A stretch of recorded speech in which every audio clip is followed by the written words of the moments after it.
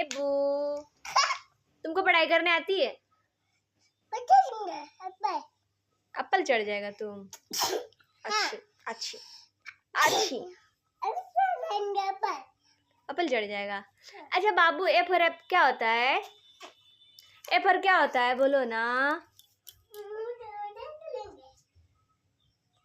इधर आ, इधर इधर इधर इधर इधर, ये क्या है? इधर यहाँ पे बैठो, भले यहाँ पे बैठो, यहाँ पे बैठो ना प्लीज, प्लीज बैठो ना प्लीज। नहीं बैठेगा?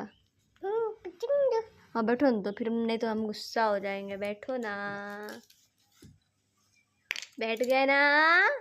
आप स्कूल जाते हो ना पढ़ाई करने?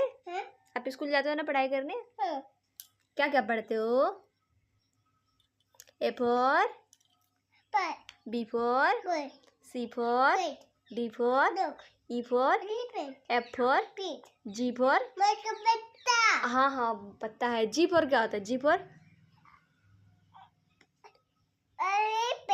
जी for H for H for H for hen. I for ice cream. J for J for J for J for jug. K for L for, अच्छे से बोलो ना, lion.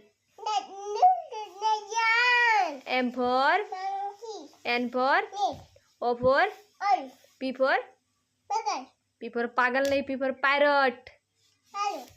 Q for R for S for T for tiger. U for